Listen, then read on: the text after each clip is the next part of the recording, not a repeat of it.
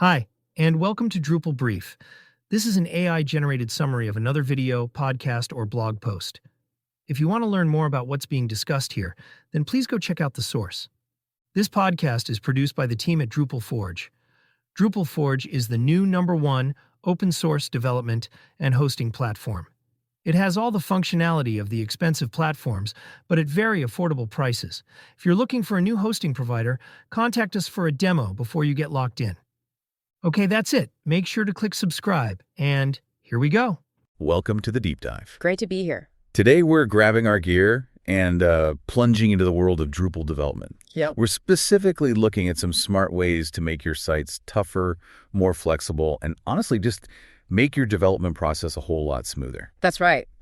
We've been digging through some really insightful source material for this deep dive, pulling key ideas from a great conversation with experts on the Talking Drupal podcast, episode 506. Oh, yeah. They zeroed in on two areas that can be real game changers: customizing how your taxonomy terms display, and, well, building serious confidence through automated testing. Our mission today is to filter out the noise and bring you the absolute essential takeaways from that discussion. Think of it as getting the shortcut to understanding tools and techniques that can genuinely save you time, prevent headaches, and just make you a happier Drupal builder. Yeah, exactly. The conversation featured Andre Angelantoni, who's the maintainer of the automated testing kit, along with the show's hosts.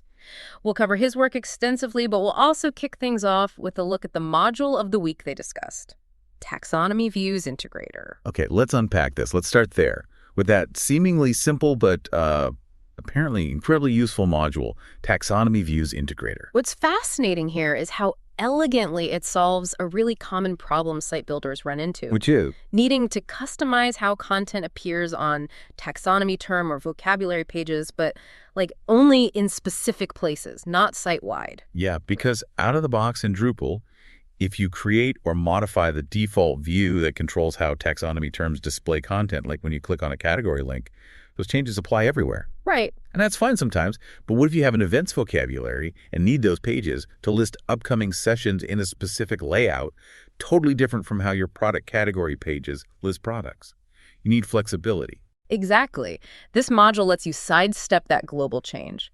When you're editing a specific vocabulary or even an individual taxonomy term within it, it adds a simple configuration field. Just a field, okay. Yeah, and in that field, you can point to a specific view and display you've built just for that vocabulary or term. Pretty neat. And this module has some serious history. Right. We learned from the discussion that it was first created way back in 2009 by Derek Webb. Wow, 2009. And the most recent release, version 2.0.0, was put out by Kevin Quillen. It's compatible with Drupal 8 right up through 11, actively maintained, and here's the kicker: it's actively used by over 24,000 sites. 24,000, that number tells you something, right? It shows how many people hit this exact problem and found their solution here. It really does. And the specific use case they shared was a perfect illustration, using it for a multi-event architecture where each event was managed as a taxonomy term. With this module, they could customize the page for an individual event, maybe showing different sections for sessions, speakers, and sponsors using separate display elements within a view. Right. Without those changes touching any other taxonomy pages on the site. It gives you that granular control. I like that because they contrasted it with the typical alternative, which is often completely disabling the default taxonomy view path. Yeah, the heavy-handed approach. And then using custom code, or maybe a module like Rabbit Hole, which usually just sends users to a different path to direct people to a view you built from scratch. Yeah. This module instead seems to lean into how Drupal already routes taxonomy pages, but just lets you swap out the display. Yes, exactly. It respects Drupal's standard pathing system for taxonomy, but gives you the power to override only the display layer. Feels less like fighting the system, more like extending it where you need to. Though they did have a bit of a laugh about the name integrator, perhaps being a tad confusing. Yeah, module naming. Always tricky. They suggested names like prettifier or taxonomy view overrides might be clearer. Naming things is hard. Absolutely. And on the topic of slightly trickier aspects, they touched on translations. Oh, right. How does that work? It sounds like you likely can't set entirely different views per language directly with the module itself. Okay. But you can leverage Drupal's core translation capabilities within the specific view you're pointing to. So that usually covers most language-specific content needs anyway. Got it. So pulling this together for you listening, if you've ever felt stuck trying to make different category or tag pages look completely unique on your Drupal site and found yourself wrestling with overrides or redirects. This could be your answer. Yeah, this module could be a much cleaner, more maintainable path forward. It lets you apply custom view logic precisely where you need it. Okay, so that helps us handle the display layer for taxonomy. Now, here's where it gets really interesting. Let's shift gears and talk about building confidence in your site's actual functionality with the Automated Testing Kit, or ATK. Automated Testing Kit. Okay, ATK, that sounds like a big deal. What exactly is this kit trying to achieve? It's described as a pre-packaged suite of standard end-to-end tests. Think of tests that simulate actual user actions, logging in, creating content, resetting a password. User journeys. Exactly.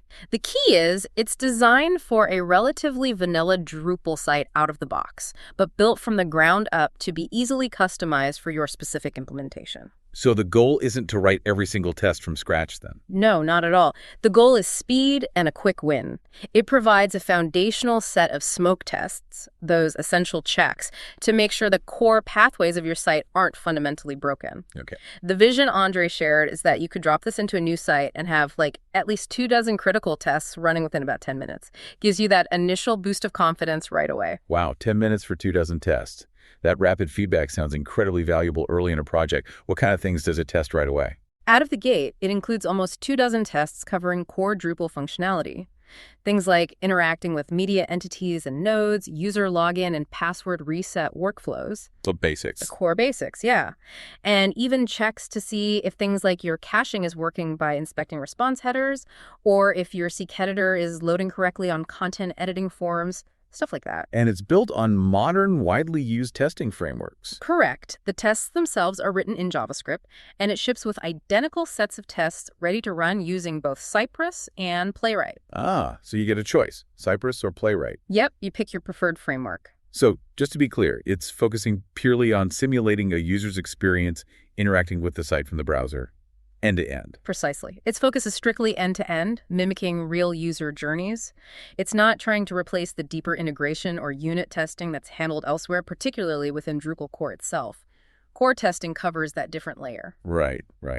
And to make writing your own custom tests easier once you've adopted it, it includes helper functions. Yes, and this is a big time saver. The kit provides around 16 to 18 helper functions that abstract away common tasks you'd need in tests. Like what? Like programmatically creating or deleting nodes or setting up test users.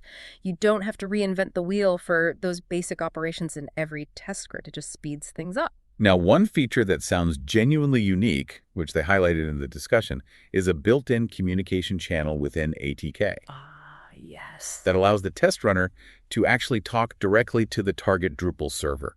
That doesn't sound like something you see every day in browser-based testing. It absolutely isn't common, no. And it opens up some really powerful possibilities. For one, it allows the test runner to perform pre-flight checks. Pre-flight check. Yeah, like ensuring the server is actually ready and configured correctly before it even starts running tests against it in the browser. Saves time on failed runs due to setup issues. Okay, that makes sense. And crucially, it allows you to send remote drush commands, those really useful command line shortcuts for managing Drupal or configuration commands directly from your test script to the Drupal environment you're testing against. Exactly. This capability tackles significant real-world pain points in setting up and running tests. It's pretty cool. How so? Give me an example. Well, for instance, you can use it to disable the SMTP module right before a test run. Guarantees you don't accidentally send test emails to real users from your staging environment. Big relief there. Oh, yeah, definitely. Or you could enable or disable specific modules needed only for certain tests, or even dynamically switch the target server URL the tests are pointing to based on the test run scenario.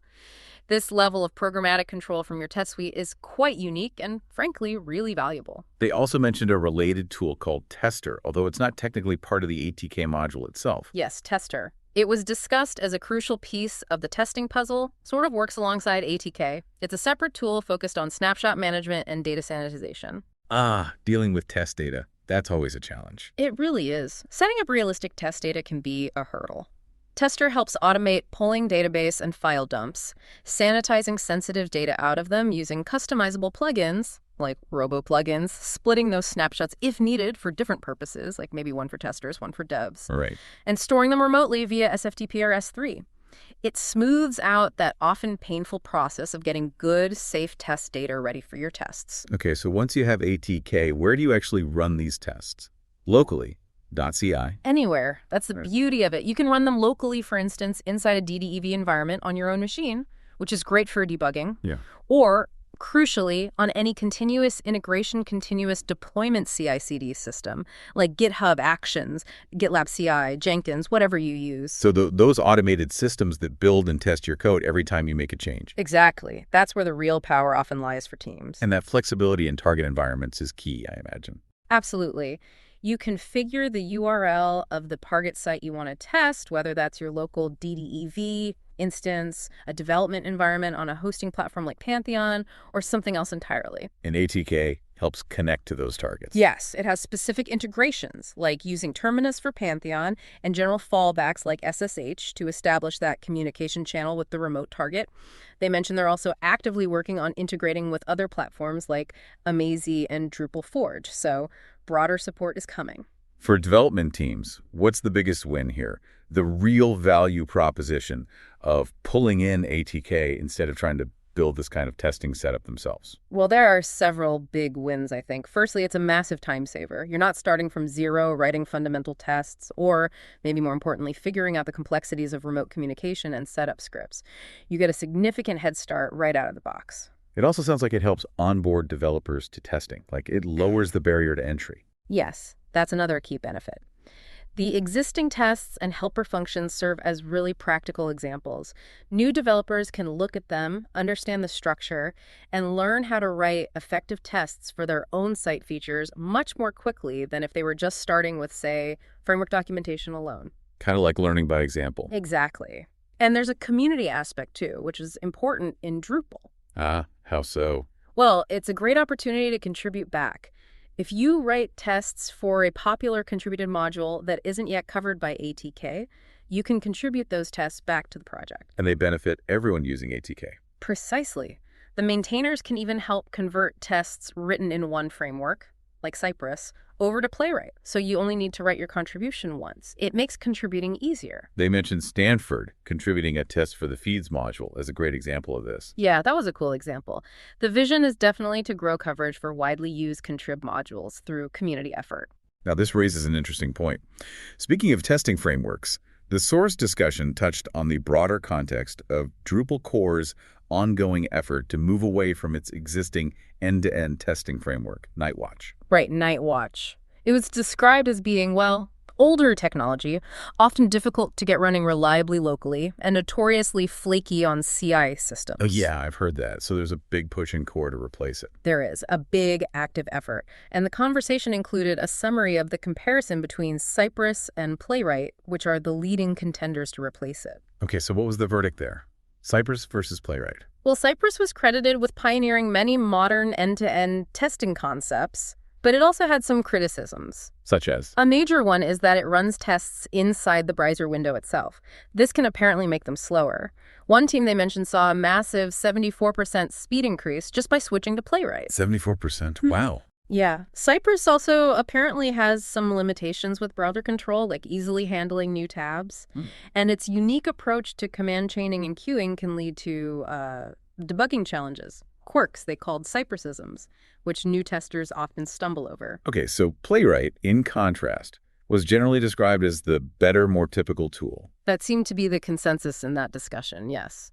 It was forked from Google's Puppeteer project and is now maintained and significantly improved by Microsoft. Microsoft. Interesting. Yeah. It's faster because it runs outside the browser process, offers better, more standard browser control, and its debugging experience is generally considered more intuitive and familiar to developers used to standard programming paradigms. Less magic, maybe. So it sounds like ATK, by offering both, but perhaps leaning towards Playwright's strengths, is aligning itself well with the likely future of testing frameworks in the Drupal ecosystem. It certainly seems well-positioned that way, and the idea of potentially leveraging the ATK project itself or the tests developed within it to help facilitate the migration of Drupal core's own tests from Nightwatch to one of these newer frameworks was even floated as an interesting possibility. Though, Just an idea, not confirmed work. Still, an intriguing thought. Okay. Let's talk about actually seeing ATK in action. They mentioned something called the ATK demo recipe. Recipes in Drupal are still relatively new, but they seem like a fantastic way to quickly spin up demo environments. They really are great for that. And the ATK demo recipe is specifically designed as a ready-to-run environment purely for demonstrating ATK.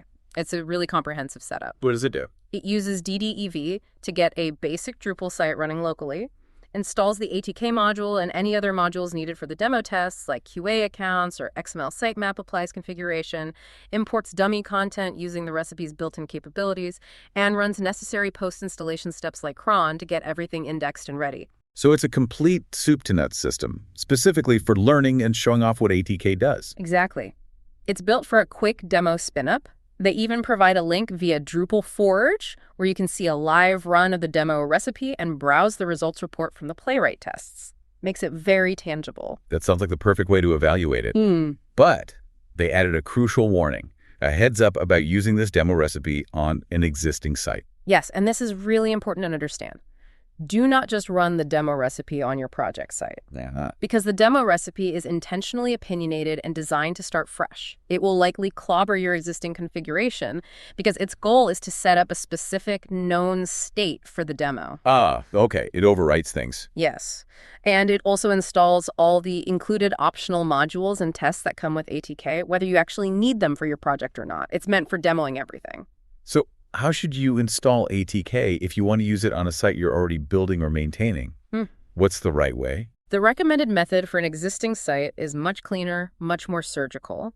You use Composer to install just the ATK module itself. Then you run a simple setup script that comes with it. This script copies the included tests and configuration files outside the module directory into your site's root. Why outside? So they aren't impacted by future module updates, and so you can customize them freely. Then you install your chosen framework, Cypress or Playwright, separately via NPM. And then the crucial step, you go through and prune or delete the included example modules and tests that you don't actually need or want for your specific site. You tailor it down. Okay, that makes perfect sense. So for you listening, the demo recipe is your friend for learning. Use it to explore ATK, see the included tests, understand how they're structured, see the power of the tool. Definitely use it for that initial look. Then apply that knowledge to your own site by following the recommended Composer installation method and adapting the tests that came with it, or writing your own based on the examples. Right. You might even play with the demo site's config, tweak it to match your site more closely before you do the real install on your target site, just to see how things work. But the actual install should be the Composer method. Good distinction. And remember that local debugging loop they mentioned? Oh yeah, using tools like Visual Studio Code with extensions for Cypress or Playwright makes running and debugging tests locally incredibly fast. Fix a test, run it again, see the result instantly. Very efficient workflow. Looking towards the future then, what's next for the automated testing kit? What's on the roadmap?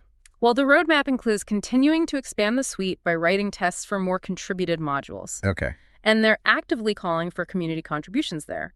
If you use contrib module and write tests for it, share them back. Right. They also plan to develop specialized mini-suites for specific needs, like a set of tests targeting FIDREMP compliance is currently planned, so tailored test sets for specific requirements. And leveraging that unique communication channel even further. Definitely. They want to explore even more ways that Channel can simplify testing workflows, make setup and teardown even easier. Okay. Another key focus is adding more robust hooks, or selectors, basically, consistent ways to target specific HTML elements like nodes, terms, or media on a page. Why is that important? It makes it easier for testers to write reliable tests without always needing developers to go in and add specific CSS classes or IDs just for testing purposes. It's about lowering the barrier for testers, making their life easier, less dependency on dev changes.